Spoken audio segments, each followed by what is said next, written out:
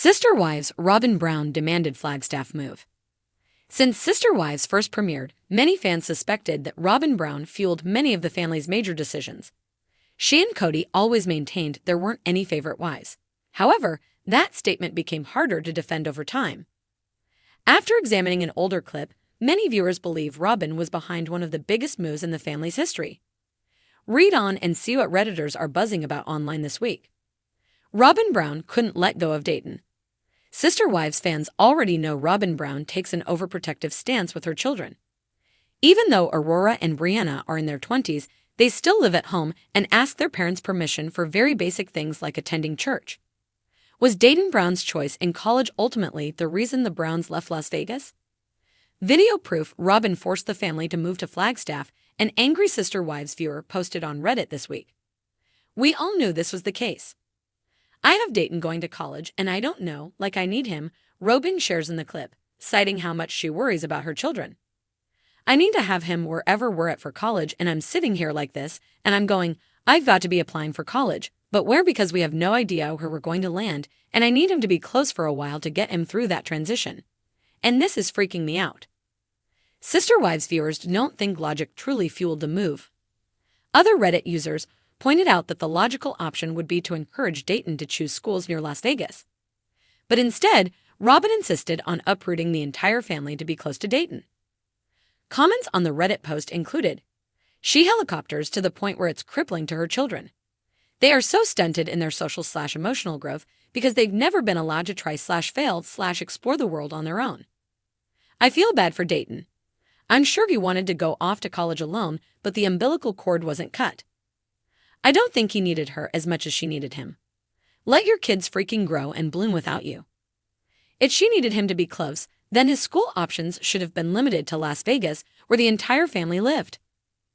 Cody Brown had always prided himself on being the leader of his plural family, but whispers of discontent had long swirled around one particular decision, leaving the comfort and stability of Las Vegas for the unpredictable mountains of Flagstaff, Arizona.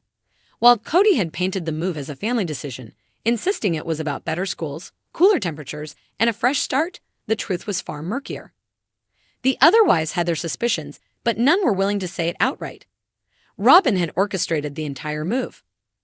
Cristin had been the first to voice her doubts, though cautiously. She had built a life in Las Vegas, one she loved. Her home was beautiful, her children were happy, and she saw no reason to start over. Janelle, ever the pragmatist, had expressed concern over finances. "Cody, the housing market is great here. We own our homes. Moving doesn't make sense," she had reasoned. Even Mary, whose relationship with Cody had been hanging by a thread, was hesitant. Yet despite their apprehensions, the move had happened anyway, leaving many to wonder why. The answer, if you ask Cristin, Janelle, and even Mary in their unguarded moments, was simple. Robyn wanted it. And what Robyn wanted, Robyn got. It had started subtly. Conversations about the future of the family were always laced with hints from Robyn about starting fresh and finding a place that felt right. Cody, who had always had a soft spot for his fourth wife, absorbed her words like gospel. She had a way of speaking to him that the other wives did not, her concerns carefully packaged in soft tones and long, tearful gazes. "I just feel like Flagstaff would be so much healthier for the kids," Robyn had said one evening, her voice catching just enough to make Cody's heart squeeze. "Vegas is fine, but it's not forever. I want them to grow up somewhere where they can breathe." Janelle had scoffed, muttering under her breath about air quality reports, but Cody had latched onto the idea. "She has a point," he had said, nodding. Vegas was always temporary. That was the beginning of the end. Soon, Robyn's comments turned into full-fledged campaigns. Articles about Flagstaff's charm were printed and left on the kitchen counter. Late-night discussions with Cody became strategy meetings. Robyn spoke of new beginnings and how wonderful it would be to build their dream property on Coyote Pass. "We could finally live together again," she had said wistfully, though everyone knew that was a fantasy. 4 wives under one roof hadn't worked in Utah, and it certainly wouldn't work in Flagstaff. Cristin had shaken her head, frustrated. "We have homes here," she had argued. "Why spend money on a dream that's not going to happen?" Cody had countered, his words echoing Robyn's. "It's about the future, Cristin. We need to think long-term." And just like that, the move was set in motion. The Flagstaff disaster unfolded predictably. The houses didn't sell as quickly as Cody had assumed, throwing the family into financial turmoil. They were suddenly renters instead of homeowners.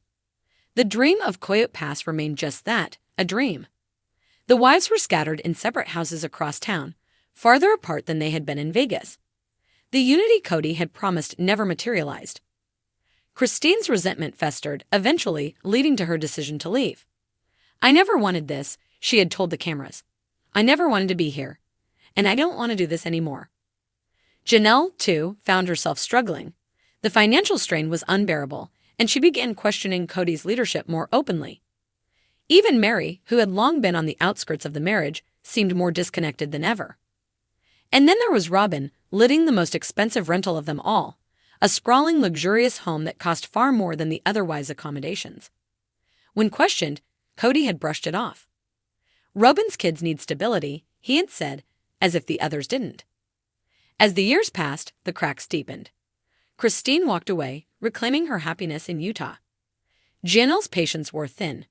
Mary remained, but barely, and through it all, Robyn stayed at Cody's side, the last wife standing. Was the move to Flagstaff really for the family, or had it been for Robyn all along? The wives had their suspicions, and the fans had their theories.